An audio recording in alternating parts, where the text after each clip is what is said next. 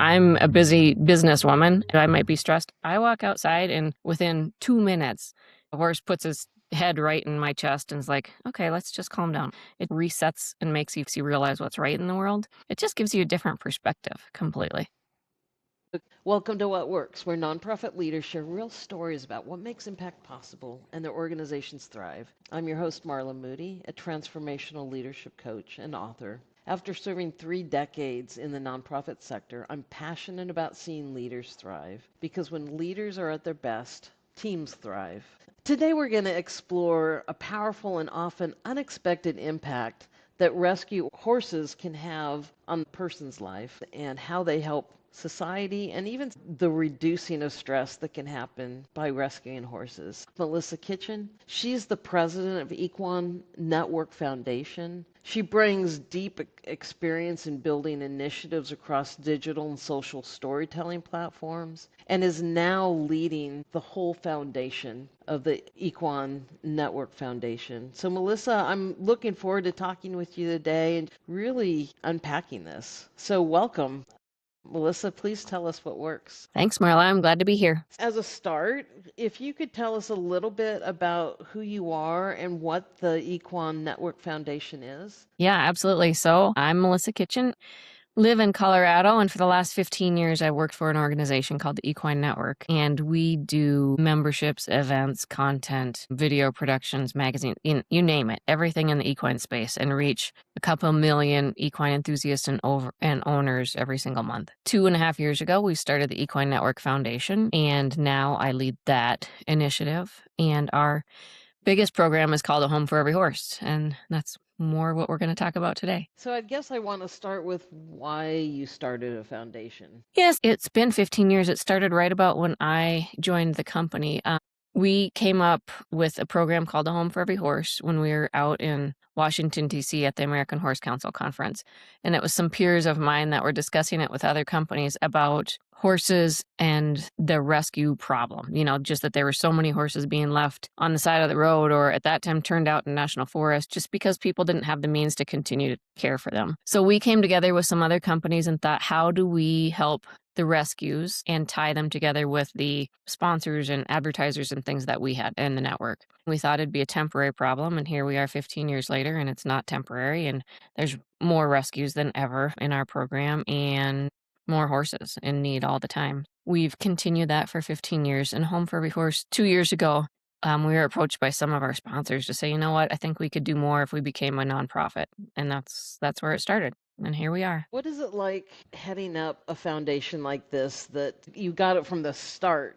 There's advantages to walking into something that's been around, but what does it look like to start a foundation? I think it was kind of the best of the both worlds because I had no nonprofit experience. None at all. I had been in media, I had been in publishing, I'd been in, sales, marketing, you name it, everything on the other side. I'd never done a nonprofit, but I also was the person that had all the relationships in the industry. I'm on multiple boards and out there all the time talking to clients and talking to horsemen and women and, you name it. So when they approached me and said, hey, let's start a nonprofit, we'd like you to lead it, I was like, oh no, I'm not your person, I don't know. But at the same time, they gave me the runway to just go learn and find some mentors and bring in people that were really valuable in helping me be very specific and thoughtful in what we wanted to do for a foundation, and not to be redundant. There's thousands and thousands of nonprofits in the equine space, but to fill a gap where we need to, where the equine industry still needs help. And we'd already had a Home for Every Horse, so that was our natural jumping off point. I'd love for you to talk a little bit more about that idea of doing it differently, not just filling in a gap, but really being purposeful with how you're running your nonprofit. Could you explain that a little bit more? Mm-hmm. Yeah, I wanted everything that we did to be very intentional and well thought. There's so many different groups out there in the equine industry, but there's so many places that are underserved. So I did a lot of research and we did studies of talking to our audience, talking to our advertising, talking to horse people just about what they thought needed more help and what were their priorities. And that's what led us here. So Rescue Horse, we were already in that space supporting.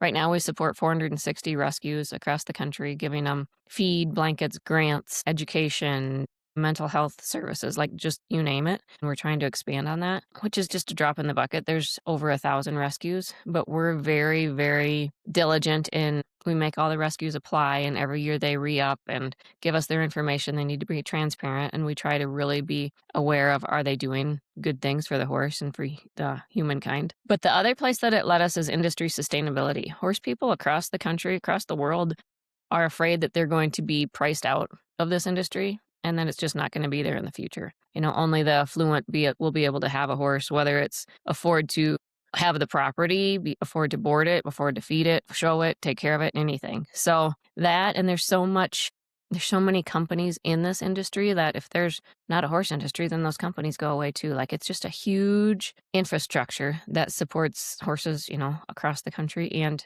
there's a huge economic impact that the horse brings. And obviously culture. Like there's nothing that says, ties back to the beginning of American culture than horse. Like they were there from the beginning and they've done so much for us. So it is my goal and the goal of our foundation to give back to the horse what they've given to us. You mentioned a little bit about the numbers, but really, how is the impact of horses that don't have a home, and why does that even happen? What gets a horse into the forest? Yeah, so at any given time, any day of the week, and over the last 15 years, at any time there's over 200,000 horses in transition. That's the way we like to say it. So whether they're in a rescue, whether they end up at an auction, and if they're in the pipeline, if they're in need of rescue, like at any time.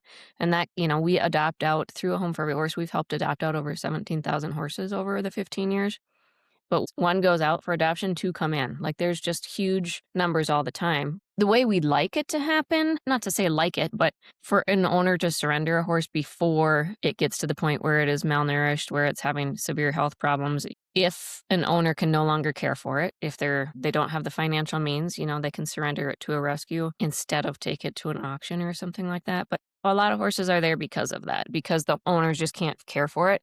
Another big issue is maybe your parents had horses and they pass away, and then there's no plan for what happens to those horses in the future. Or the kids are living in the city, or they don't want to have horses and they just don't know what to do. That's a big issue. People don't realize I have a horse out in the pasture that's 34 years old. Like he's a long commitment. Horses are living longer and better lives than they ever have. But that's also leading to this rescue problem is when horses were dying, their lifespan was 20 to 25 years. There weren't as many aged horses out there, but now it's common to have horses in their 30s. Okay, so I have to ask, why are horses living longer these days? Science, same as people, right? Like better nutrition, we know more about them, we know how to keep them going. Horses notoriously have a terrible, I would say the worst of any species, digestive system. And they colic and they have all these problems, but we've really learned how to handle that in better ways, and by feeding them properly and giving them better nutrition all along their life and having proper like deworming and like just all kinds of things to help them live a better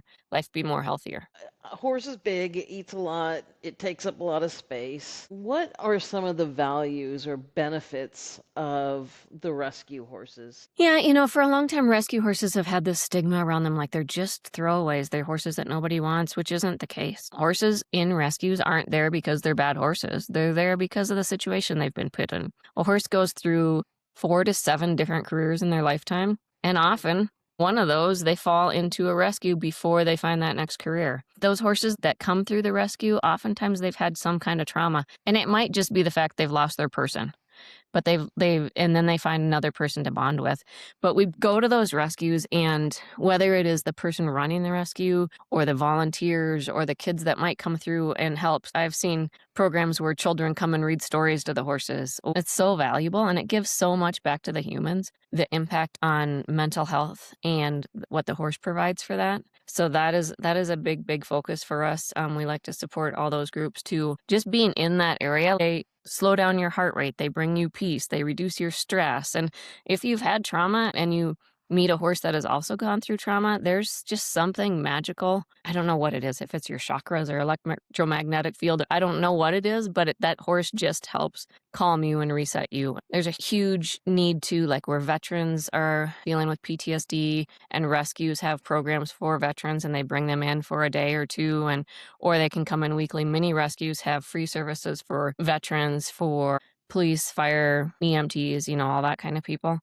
and to help them have services just where they can be around a horse and reset. And it makes such a huge difference. That doesn't even talk about the kids or people with special needs. I've had numerous stories where maybe a child was autistic and nonverbal, and they spoke their first words on top of a horse, or they will hug that horse when they've never allowed themselves to be hugged before. Like there's just these things that it kind of resets. I don't know if it's your brain, your heart, whatever, or everything.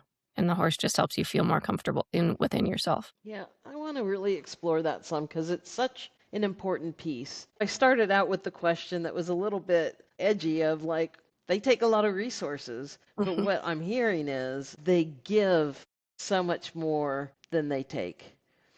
And horses there's something magical about them. You mentioned veterans, you mentioned autistic children, you mentioned people with trauma. And I would even, in today's world where it's hard to find a person that's not stressed, if people spent the time interacting with the horse rescue, how do you think that would change society, even just how we interact with one another? It's interesting you bring that up a little bit. I had a call yesterday. We do a monthly mental wellness session check-in with our rescues, and anybody who's in a rescue situation can come in. And our topic yesterday was finding your herd. And one of the things we talked about is the horses know their place in the herd. They don't challenge it. They're not second guessing themselves all day long. Oh, I should have done this. Oh, I should have done that. They just know it. So as a person, like I'm a busy businesswoman. A day I might be stressed. I walk outside and within 2 minutes, I have a horse puts his head right in my chest and is like, okay, let's just calm down a little bit. Or it just like resets and makes you realize what's right in the world. There's countless ways that horses can help people. Like if anybody could have that experience, whether it's once a week, once a month, once a day, I feel like it would really make a difference in the world. It just gives you a different perspective completely. Yeah. Just being able to walk out. And even like you said, a child for the first time hugs, allows that connection. That is human. That's the most human part of us, it sounds like, can come when you're around a horse. Yeah, absolutely. Have you seen both heartbreaking things and healing things? And how do you kind of personally carry both of those without shutting down or burning out? Mm-hmm. And I guess going back to that mental health call that we do, that's a big reason for that because it is hard to be a rescuer. It is really hard to continue to have faith in humankind when you see these animals that come in starving, very injured, very ill, abused, anything like that. I mean, it's really hard. And you see horses that are so afraid of people that it is more trauma to try and care for them than they can deal with. And sometimes the best situation for them is just to give them that peaceful, happy ending. Okay, make sure they have a full belly, they are feeling good, but they just cannot fathom having a person around them. They're just so scared. And that just breaks your heart. And when you see these horses come in, there's a body condition score in horses just like in other animals. And they come in with a body score of 1 where, I mean, they're barely living. They can barely stand. They haven't eaten in weeks other than the dirt they find on the ground. Like, it's just really difficult. But every single day, there's something rewarding. Whether it's a horse that was petrified and you walk in the barn and it nickers to you for the first time, or that horse that, okay, now I can't count all their ribs, or this horse got up on its own today, or it just bonded and seemed relaxed. When horses learn something and they relax, like they chew, like they just kind of drop their mouth. Like I'm like, oh, that horse just learned something. So when you see a horse like put its head down and relax, just look peaceful and happy, like it is so rewarding. And I guess just being able to give back to that horse a little bit of what was taken away from him by a human makes the hard things easier. You might see 10 hard things in one day, but that one good thing at the end of the day makes you come back again the next day. So well said. Tell me more about those mental health calls. They sound like a very important piece of a both beautiful and stressful career. Yeah, we started those about 6 months ago, and one time a month we get together for about 90 minutes, and any rescue that's in a home for every horse can join. Just a virtual Zoom call, and it's moderated by a group called Arenas for Change. And there's some mental health professionals that come in and just facilitate that. Every month we have a different topic, but it's just a place of collaboration and not feeling alone, understanding that there's others in your space going through the same exact thing, but you can just look at things in a different perspective and get things off your chest. Every single person that has joined leaves feeling better. I leave feeling better every day, and I'm not out in a rescue every day. It's something really important for the space. Those people are caring for horses every single day, seeing the good, the bad, the ugly, and we need to care for them too. If you had to take that concept and take some of the basic elements of it, what are some key takeaways that someone maybe could take those concepts and apply it to their nonprofit? Yeah, it doesn't matter to me if you're supporting veterinarians, if you're supporting nurses or teachers or social work, it doesn't matter. Everybody has something they're carrying. Most people don't like to talk about it. But if you can just make an open forum, open space where people can come in, not feel threatened, it's not like come sit on the psychologist couch and tell me your issues. It's find out that there's community around that you that's going through the same thing and might have ideas to get over that hump, or you might help somebody else. Like there's just so much need out there, and I think any space in the nonprofit, any industry can use that. It all goes back to relationships, doesn't it? And Mhm. connecting with people, connecting with the horses. But there is something about don't do it alone that feels really significant. Absolutely. So, as you stepped into building this nonprofit, especially without that nonprofit background, what were the biggest growth pains that you felt? Definitely learning all the legal ins and outs. You need to be part of GuideStar, you need to do this, you need to do that, you need to have be registered in these different states. Like just all of that was a big learning curve. And I was blessed to have both a mentor that has coached other nonprofits for years and a legal team that has done that too. They're both just in the nonprofit space. Who their most important advice both of them gave me was surround yourself with other people that have gone through this. So I did. I have like a herd of people that I just find invaluable that are mostly in the horse industry, but some aren't. And we just talk about here's what you need to do next. Focus on this, focus on that. And the other big thing was don't try and do too much. Get one Mm. thing really solid before you add another program, which is we were going to add a program each year for the first 3 years. And we've really stuck with just a home for every horse in the biggest way. Because I want to make sure that's 100% solid and we're doing as much as we can for that space before we spread ourselves too thin. Yeah, that feels really important because sometimes the plans, like you could have a list of 50 plans and they're all good, but to really hone in and make things work well before you go to something else, part of that seems like you're not just doing it to prove what you want to do well. Especially for nonprofits, I'm wondering if that's a really important lesson that's like at the core of burnout. A lot of the burnout I'm hearing from you is just the emotional heartbreak of seeing these animals. But one element of burnout that you have stayed away from has to do with not going with this intellectual plan of every year add something. Yeah. How do you think that restraining yourself to doing something well before you take on something else when it comes to burnout and sustainability? Yeah, and that wasn't my norm. When I was on the other side of the industry where I was in charge of sales and strategy and marketing and video and all these different things, I was doing 15 different projects every single day.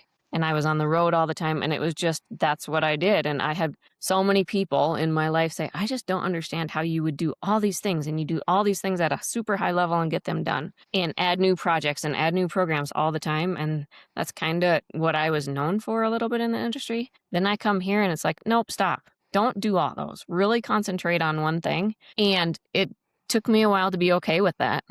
Like there was a lot of days I'd get done and I'd be like, I need to do this and I need to do that. And it's like, wait, no, I don't.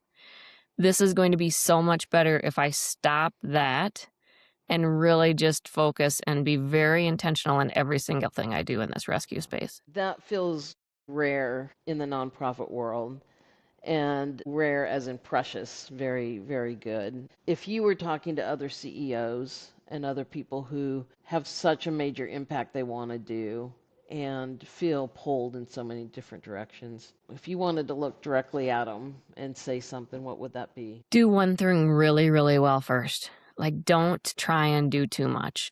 And there's a million things I could do every single day. I'm a one-woman show in the foundation. I have people I can rely on in the Equine Network if I need content or design or anything like that. But I do the admin, I do the fundraising, I do all the board calls, everything like that. I have a board of 5 people, but I'm one woman tackling all of it, and I don't think I could do anything well if I did too much. So that would be my thing. Really decide what is your most important objective and nail it. Just get that really down really well. And then maybe you have the resources to expand your team and take on another task or hand that one off to somebody else because it's running like a well oiled machine. And then you can add a new thing to do and make a difference there. So, since you said you came from a very different framework, how has that affected you personally to slow down like that and to, yeah, restrain from taking on too much? What has that done for your mental, physical, whatever? Yeah, it's like I said, it was really hard to get there and to just be like, okay, now I'm just going to sit here for 30 minutes and think about what this activation is or what this campaign is. But it has really changed. I used to travel, go on 40 trips probably a year, and now I do 6. My mileage status has gone way down, which is not a bad thing. I totally relate to that. But it's really allowed me to focus on myself and my life and my family and what I wanna leave behind, right? Like, I've had horses since I was 3, maybe 2. My dad was just telling me, "Got you a horse as soon as you could say it. That's the first thing you talked about." He said, "I'd go out, I'd tie up your pony in the morning, and I'd come home at lunch, and you'd be sitting on that pony tied to a post, just sitting there." And he said, "Now look where it got you." He said, "I thought it would just take you down into the abyss of crazy horsewomen." He said, "But it's really made such a difference in your life." And I guess that's what I get a time to. Every single day, I'm doing something good for a horse and good for people and the industry I love. It's made a huge, profound impact in my life. Yeah. I want to make sure we really do go back to it's not just helping the horse, Mm. but that horse interacting with people. It feels so important. So if someone who is stressed, maybe has a child that's handicapped in some way, you've experienced your own trauma, but literally just need to know how to get away from life and reset. Connect people that might be listening Yeah. with opportunities out there. Yeah, and the opportunity and the need is huge. So there's, like I said, over 1,000 rescues. If you go on the United Horse Coalition website, there's a directory of rescues by state. You can search through that. Like, I want to know if they're in a home for every horse. I want to know if they accept volunteers, whatever. There's all these different things in there. But those rescues, obviously they're a nonprofit. They need donations, but they need volunteers. They need people to come and read stories to the books, clean stalls, feed horses, brush horses, just do a website, do marketing, do, anything. These rescues are begging for help. And I know so many people who just go, whether it's an hour a week or, an hour a month, it makes a difference. It makes a difference to them.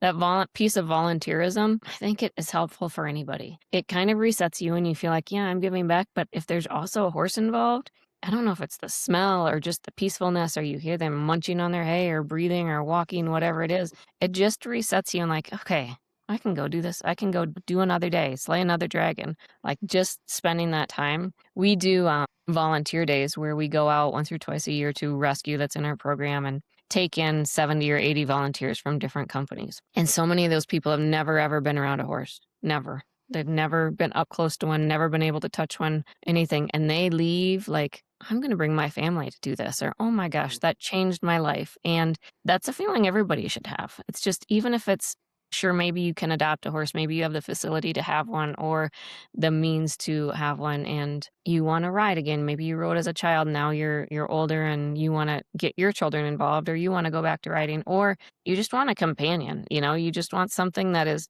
going to be there in your pasture, in your life, that is going to give you that peace every day, and you're just going to go out and brush it. It doesn't matter. Like, there's just so many ways to get involved with a rescue and get involved with the horse and the horse industry. But volunteerism is, I don't think until you're really in it that you realize what it does for you. Okay, we'll make sure that that's in the show notes. Sounds like just go and try it and see. It might not fit for you. It might fit, and then who knows how that expands. But it really is not just for the horses. It really is for you. It really is for your family. I was thinking you could bring your team out there, and especially if companies have like work days or whatever, or who knows, a team building time. It's probably the opportunity is pretty endless that you'd still be blessing or helping with those that are doing the rescue, but also doing something for you and your team as well. Yeah, that's a program I'm working to build out right now, is to offer those team building days. And A home for every horse will find the rescue. We'll figure out the projects that we need. We'll bring in all the materials and the supplies and bring in lunch if you want. And you bring your volunteers there for the day and fix a fence or dig holes or mow or, whatever, paint. Like there's a million things to do. And I don't know of any rescues that don't need help in some way, shape, or form. Well, that definitely is something to get out. And if you're afraid of horses and don't want to go, find this stuff and post it on your social media. There's a lot of ways to get the word out, or go with a friend who's not scared, or who knows what. This is really important, and we talked about before we started. Both of us are kind of guessing that rescues might go up this year. Could you speak about that and how you guys are trying to be proactive? Yeah, and we've been thinking this for a while. I would say most of the rescues in the program are 95% or above of capacity. Some are over capacity. I know there was just a big seizure in Florida where 69 horses were seized from actually a different rescue, and they were spread to other rescues, but they were already at capacity. Just the price of living today, if you're going to choose to feed your horses or your family, your family's going to win out. And the price of gas, the price of groceries, just the cost of living in general, I do think that we're going to see more horses in need. So Home for Every Horse, we've been trying to get the word out about, hey, if you're a rescue and you're not in our program, please reach out and sign up. Because we do every spring and fall, we give them 20 bags of Purina feed, whatever kind they want for horses at a discount. I think they get $20 off a bag. We give weather-bleed blankets to every adopter. Last year, we gave out $75,000 in grants. We're looking to expand that program. We did disaster relief, we did veterinary care and veterans programs. And we want to do more of that because the rescues are just going to need more and more. They're going to need more help. And donations go down when you're having financial troubles yourself. You're not donating as many dollars, but you may have more hours. So you could maybe go help more. Yeah. And that would reduce the stress, right? You might living with less and doing that outside work might be a beautiful thing. Yeah. So if you have a horse or a rescue horse and you're not associated with someone, go to you and plug into what's already going on. And there's many rescues that I don't know if they don't know of them or just don't sign up for programs. Like we partner in a big way with United Horse Coalition through the American Horse Council, and they have so many different resources for horse owners, for rescues, you name it. And we try to complement the resources they have. And there's some other groups. There's a group, the Right Horse Initiative. They do some things like that too.